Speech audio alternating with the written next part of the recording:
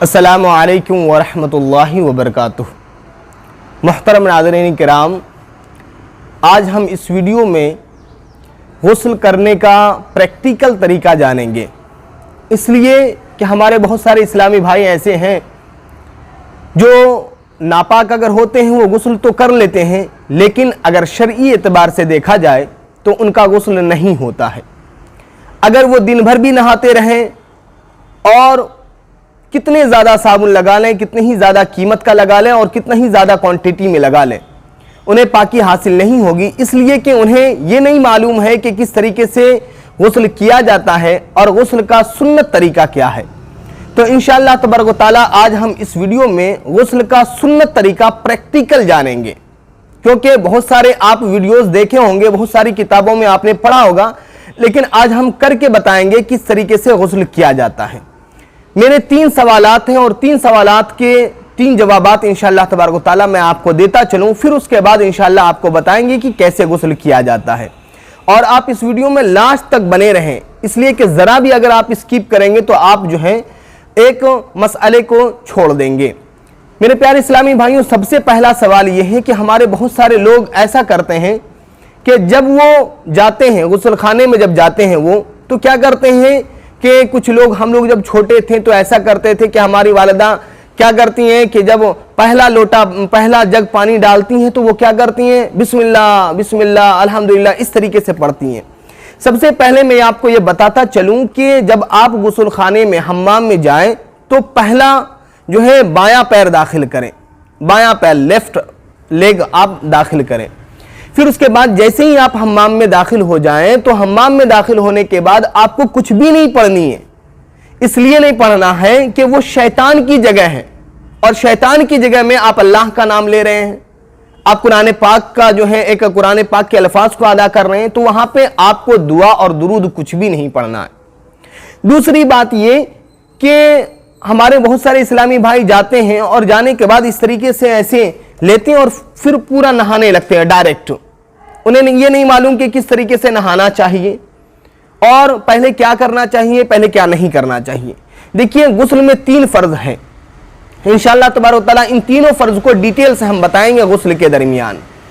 और तीसरा सवाल और उसका जवाब ये है कि देखिए, गुस्ल करना ये जो है फर्ज हो जाता है इंसान पर कब, जब इंसान नापाक हो जाए, कोई उसे गंदी चीज लग जाए या उसे एहतलाम हो जाए या उसका शहवत के साथ मनी खारिज हो तो उस पर गुस्ल फर्ज हो जाता है।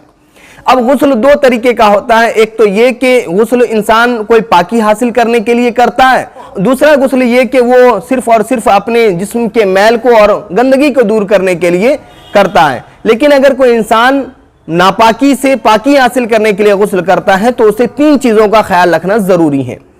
नंबर 1, ये 3 चीज गुस्ल के फराइज में से, नंबर 1 कुल्ली करना और नाक में पानी डालना और पूरे बदन पे पानी बहाना। देखिए, हमें 12 गुस्ल करते रहना चाहिए, इसलिए कि अल्लाह के रसूल सल्लल्लाहु अलैहि वसल्लम फरमाते हैं कि अन-निज़ाफ़तु शतरुल ईमान, कि पाकी हासिल करना, पाक रहना ये ईमान का आधा हिस्सा है। लिहाजा हमें हमेशा जो है स्वच्छ रहना चाहिए। तो मेरे प्यारे इस्लामी भाइयों, सबसे पहले मैं आपको ये बताता चलूं कि 3 फराइज कैसे अदा करें। सबसे पहले आप गुस्ल खाने में जाएंगे तो बायां पांव दाखिल करेंगे और बायां पांव दाखिल करने के बाद अब आप गुस्ल करने के लिए तैयार हैं तो आप ये करेंगे कि गुस्ल की नियत करेंगे। मतलब ये कि जो है आप किसी इबादत के लिए गुस्ल कर रहे हैं और पाकी हासिल करने के लिए गुस्ल कर रहे हैं तो आप उसकी नियत करेंगे। फिर उसके बाद तीसरा स्टेप ये है कि अगर आप नापाक हैं तो इस्तिंजे की जगह को आप अच्छी तरीके से क्लीन करेंगे और अगर नापाक नहीं भी है तो एहतियातन इस्तिंजे की जगह को आप अच्छी तरह क्लीन कर लेंगे। अच्छी तरह क्लीन करने के बाद अब आप क्या करेंगे कि पानी लेकर के आप जो है पहला फर्ज अदा करेंगे, कुल्ली करेंगे और नाक में पानी डालेंगे, फिर उसके बाद पूरे बदन पे पानी डालेंगे। तो कुल्ली करेंगे, दाहिने हाथ में इस तरीके से पानी लेंगे और लेने के बाद कुल्ली करेंगे। कुल्ली करने में इन चीजों का ख्याल रखेंगे कि आप दांत का शहादत वाली उंगली से इस तरीके से खिलार कर लेंगे, इसलिए कि अगर गुस्ल के दरमियान आपके जिस्म का कोई भी हिस्सा अगर बाकी रह गया तो आपका गुस्ल नहीं होगा। फिर जब गुस्ल नहीं होगा तो आपकी सारी इबादतें बेकार हो जाएगी। तो आप इस तरीके से कुल्ली कर लेंगे 3 मरतबा।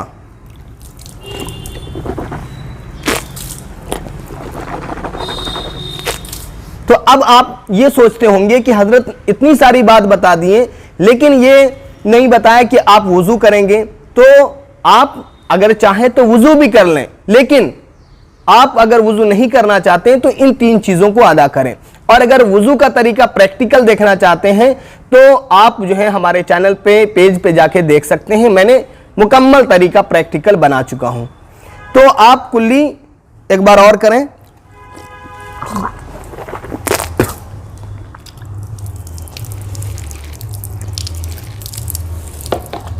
इस तरीके से नाक में पानी डालें तो बाएं हाथ की छोटी उंगली से इस तरीके से साफ कर लें। फिर उसके बाद अब रहा पूरे बदन पे पानी बहाना।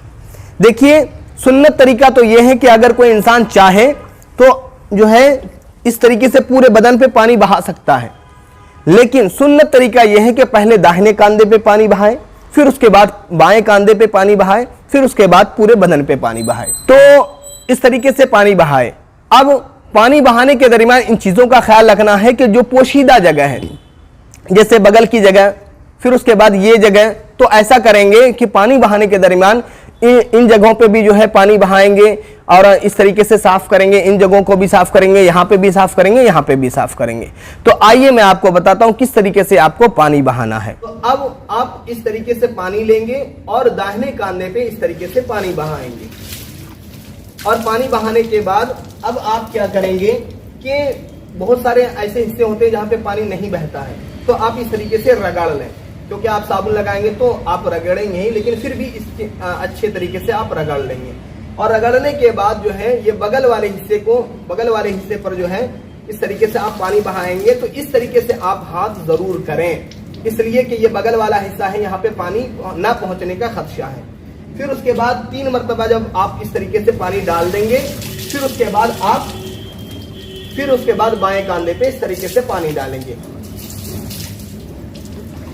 इस तरीके से आप बाएं कांधे पे पानी डालेंगे और इसी तरीके से जो है बगल वाले हिस्से में भी जो है हाथ फेर देंगे, ताकि कहीं पर भी अगर बाकी है तो वो जगह भीग जाए इस तरीके से। फिर उसके बाद आप जो है पूरे बदन पे सर से जो है पानी बहाएंगे। इस तरीके से आप पानी बहाएंगे, पूरे बदन पे आपको पानी बहाना है 3 मरतबा।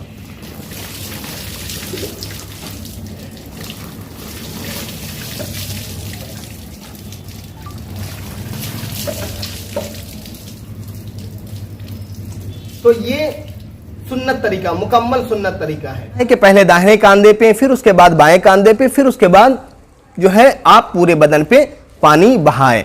और इस तरीके से आप करें कि आप जो है पानी लेकर के इस तरीके से पूरे बदन पे, इस तरीके से पूरे जहां जहां पे आपको पानी बहाना है, जिस तरीके से आपको कंफर्टेबल है उस तरीके से आप पानी बहाएं और उन जगहों को क्लीन कर दें। तो ये मुकम्मल तरीका, सुन्नत तरीका था गुस्ल करने का। लिहाजा उम्मीद है कि आपको अच्छी तरीके से आपको समझ में आ गया होगा कि किस तरीके से हम गुस्ल कर सकते हैं और उसका प्रैक्टिकल तरीका क्या है। तो बहुत ही मेहनत लगता है वीडियो बनाने में, लिहाजा आपसे गुजारिश है कि आप इस वीडियो को अपने तमाम दोस्तों अहबाब तक ज़रूर शेयर करें, ताकि उन्हें भी मालूम हो कि किस तरीके से नबी करीम सल्लल्लाहु अलैहि वसल्लम गुस्ल फरमाया करते थे। अस्सलामु अलैकुम व रहमतुल्लाहि व बरकातुहू।